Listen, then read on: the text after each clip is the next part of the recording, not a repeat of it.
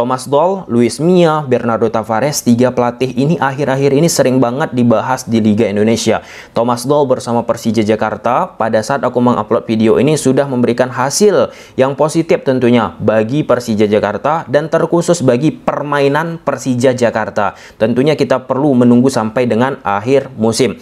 Yang kedua, Bernardo Tavares bersama PSM Makassar. Ini di luar ekspektasi orang mungkin ya teman-teman, ketika Bernardo Tavares memberikan suntikan yang luar biasa bagi PSM Makassar. Dan tentunya ketika tim-tim lain menghadapi PSM Makassar, PSM merupakan tim yang perlu diperhatikan secara khusus. Dan yang ketiga, Luis Milla. Ya, sebelumnya Persib mendapatkan hasil minor, hasil yang tidak begitu luar biasa. Ketika Luis Milla datang bersama Persib, pelan-pelan sudah mulai menunjukkan hasil yang positif dan tentunya yang diharapkan oleh supporter Persib Bandung terkait tentang identitas gaya permainan Persib Bandung. Oleh karena itu, di video ini kita akan membahas apa sih pengaruh dari pelatih-pelatih berkualitas datang ke Liga Indonesia. Ini ada kaitannya terhadap pemain yang ada di Indonesia dan kualitas daripada timnas Indonesia. Karena liga kompetisi tim yang ada di Liga Indonesia ini kan muaranya akan menuju ke timnas Indonesia teman-teman yang akan tampil di level internasional. Oke. Jadi sebelum kita membahas ke situ, aku sangat mengapresiasi teman-teman kemarin video analisis taktik Persib Bandung menghadapi Barito Putra yang aku upload. Tentunya pada saat aku mengupload video tersebut, aku juga men-share lah ya ke berbagai macam media sosial aku. Salah satunya Twitter @tommy_deski. Selesai aku mengupload tweetan aku di situ terkait tentang Persib dan Barito, ternyata dapatlah ya mentionan dari Coach Manuel Kaskayana, asisten dari Luis Milla di Persib Bandung. Nah, beliau memberikan apresiasi terhadap analisis tersebut. Mungkin ini di lain video akan aku bahas, akan aku jabarkan ya teman-teman terkait tentang beberapa pelatih, beberapa asisten pelatih, tactical analyst dan lain sebagainya stakeholder yang ada di sepak bola Indonesia. Beberapa orang aku tahu teman-teman mereka melihat analisis aku di kanal YouTube aku dan itu mereka sampaikan secara utuh kepada aku. Itu di lain hal ya teman-teman. Tetapi secara esensinya apa yang aku buat di kanal YouTube aku terkait tentang analisis taktik dan lain sebagainya, tentunya ujungnya itu untuk edukasi, memberikan pengetahuan kepada teman-teman semua. Dan terima kasih kepada asisten pelatih Persib Bandung, mana tahu menonton video ini, Manuel Kaskayana, thank you for attention. Oke, kita bahas dulu pengaruh, efek apa sih dari hebatnya pelatih ada di Liga Indonesia. Sebenarnya ada beberapa poin yang udah aku buat teman-teman. Ada 5 poin, kurang lebih 5-6 poin ya teman-teman. Selain daripada 3 pelatih yang aku sebutkan tadi, Thomas Doll, Luis Milla, dan Bernardo Tavares, semua pelatih aku hormati ya teman-teman. Stefano Kugura, kemudian Widodo, Milomir, kemudian Fabio Lefundes, dan lain sebagainya. Banyak pelatih, baik itu pelatih asing ataupun pelatih lokal. Tapi kita garis bawahi dulu yang kita bahas efek daripada pengaruh pelatih-pelatih berkualitas yang ada di Liga Indonesia. Kita bahas dulu Thomas Doll. Nah, Thomas Doll ini luar biasa ya, sudah memberikan sesuatu yang luar biasa bersama Persija Jakarta dengan sistem taktik 3 back.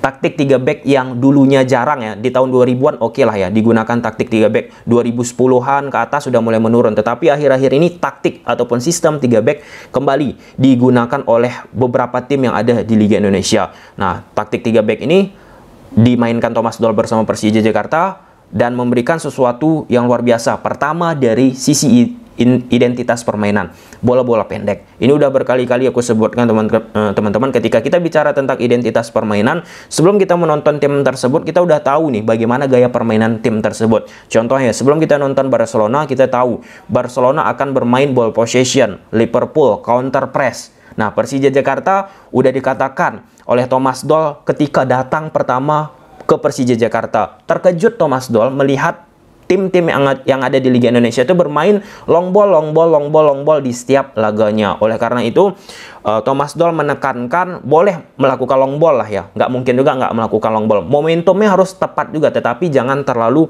sering. Dan itu diimplementasikan oleh Thomas Doll bersama Persija Jakarta yang cenderung bermain dari kaki ke kaki, teman-teman. Oke ya. Dan beberapa waktu yang lalu, sebelum Thomas Doll datang ke Persija Jakarta, aku menghubungi nih agen dari Thomas Doll. Nah, terkait tentang mengajukan interview secara eksklusif bersama Thomas Doll. Ternyata pada saat itu diserahkan kepada pihak Persija Jakarta, diarahkan lah ya untuk menuju Persija Jakarta ke Mas Nadil, media official dari Persija Jakarta, untuk menjadwalkan bagaimana tepatnya untuk dilakukan interview atau wawancara dengan Thomas Doll. Ternyata masih dalam jadwal yang padat, tentunya kita pun harus tahu diri ya teman-teman. Tetapi suatu saat nanti aku harapkan hal tersebut bisa terjadi, tentunya ketika kita bicara dengan Thomas Doll, dengan pelatih-pelatih dari Liga Indonesia, bisa dapat pemikiran insight baru ya teman-teman untuk perkembangan sepak bola yang ada di Liga Indonesia. Itu untuk Thomas Doll. Kita lihat Thomas Doll bersama Persija sangat luar biasa. Sedangkan Bernardo Tavares. Nah, Bernardo Tavares ini di luar ekspektasi orang sih ya, ketika kita bicara tentang PSM Makassar yang ya memberikan sesuatu yang luar biasa lah.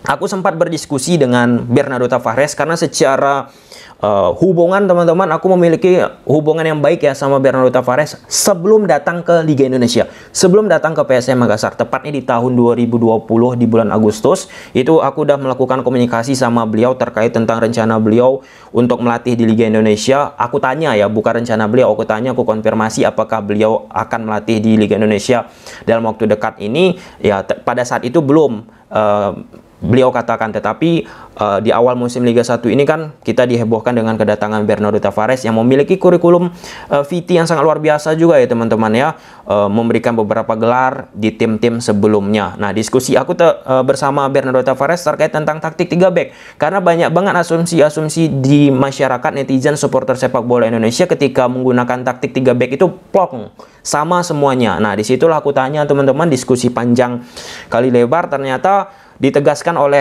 Bernardo Tavares, mungkin ketika kalian melihat taktik 3 back di Persija, Timnas Indonesia, tim-tim yang lain yang ada di Liga Indonesia, di atas kertas memang sama. Di struktur permainan memang sama, 3-4-3, 3-5-2, whatever dan lain sebagainya teman-teman. Tetapi itu semuanya tertuju kepada pelatih lagi. Bagaimana membuat meramu taktik tersebut, apakah bermain orientasi ke bola, counter attack dan lain sebagainya. Kedua, kenyamanan daripada pemain itu sendiri teman-teman. Itu yang ditekankan oleh Bernardo Tavares yang disampaikan kepadaku. Yang penting dari sistem skema ini kenyamanan daripada pemain itu sendiri. Yang ketiga, nggak bisa dilepaskan dari segala macam taktik formasi yang ada di lapangan terkait tentang dinamis. Oke, di atas kertas 3-5-2, 3-4-3, tetapi kedinamisan dari pemain tersebut, pergerakan tanpa bola tersebut itu mahal banget, sehingga pengaruh dari pemain tersebut bisa untuk menjalankan taktik tersebut menjadi salah satu faktor indikasi mengapa kita memilih sistem ataupun taktik tersebut. Oke, sampai situ jelas ya teman-teman. Dan Bernardo Tavares juga bersama PSM Makassar sudah mulai menunjukkan gaya permainan yang jelas dengan sistem 3 back-nya dan bertahan 5-3-2-nya yang khas banget, melakukan pressing dari sayap ataupun dari sektor tengah, 2 striker di depan, pasif teman-teman. Sedangkan yang terakhir Luis Mia. Luis Mia ini datang untuk menggantikan Robert Rene Albert yang memberikan hasil yang minor bersama Persib Bandung setelah beberapa musim bersama Persib Bandung. Nah, Luis Mia pun ketika bersama Persib Bandung awal-awal ya, ketika diinterview eksklusif oleh Persib TV teman-teman, di situ beliau sampaikan bahwa identitas kurang lebih 2-3 kali ketika eksklusif interview dilakukan oleh Luis Mia bersama wartawan ataupun Persib TV teman-teman, identitas yang perlu dimiliki oleh tim sebesar Persib. Identitas yang aku sebutkan tadi seperti yang aku bahas tentang Thomas Doll bersama Persija dan beberapa case yang kita bahas seperti Barcelona, Liverpool, Mourinho bersama AS Roma dan tim-tim lainnya yang cenderung parkir bus. Ya, Persib memang bersama Robert Rene Albert belum memiliki identitas yang jelas. Seakan-akan Persib pun nggak kelihatan sebagai tim besar. Nah, itu ketika datang Luis Mia yang ditekankan 2-3 kali, Persib harus memiliki identitas. Nah, di akhir-akhir ini kita saksikan bersama Persib Bandung udah kelihatan yang sering dijelaskan oleh Luis Mia pada saat dia datang ke Indonesia terkait tentang idenya ya, bermain konstruktif dari bawah, dari sayap teman-teman, 1-2 sentuhan, kemudian side to side dari kombinasi dari kanan ke kiri, kiri ke kanan, permainan switch play teman-teman, kemudian vertikal memanfaatkan ruang yang ada di belakang garis defense lawan teman-teman, dan tentunya Thomas Doll menggunakan formasi 3 back juga ataupun taktik 3 back. Walaupun itu ditegaskan oleh Luis Milla, taktik 3 back ini tergantung juga lawan yang akan dihadapi. Adaptif cenderung pada akhirnya teman-teman melihat menyesuaikan bisa juga menjadi 4 back pada akhirnya. Itu yang disampaikan oleh Luis Milla teman-teman. Lalu dari datangnya pelatih-pelatih berkualitas yang ada di Liga Indonesia, apa sih efeknya untuk kita, untuk Liga Indonesia, untuk timnas? Pertama, peningkatan kualitas pemain dan permainan. Pemain penting ini udah kita lihat teman-teman. Contoh aja lah Bernardo Tavares bersama PSM Makassar. Dia bisa meningkatkan potensi. Mungkin potensinya udah ada, tetapi potensinya ditingkatkan lagi. Misalnya seperti Ramadan Sananta, Yakob Sayuri yang udah terlihat memang, tetapi ini ditingkatkan lagi.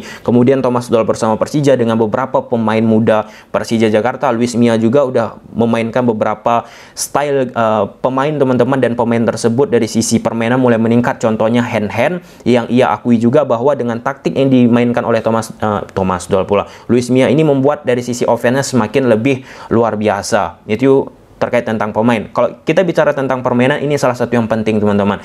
Seperti yang dimention oleh Thomas Doll, Liga Indonesia cenderung bermain long ball. Itu ingin dipatahkan oleh Thomas Doll untuk bermain dari kaki ke kaki.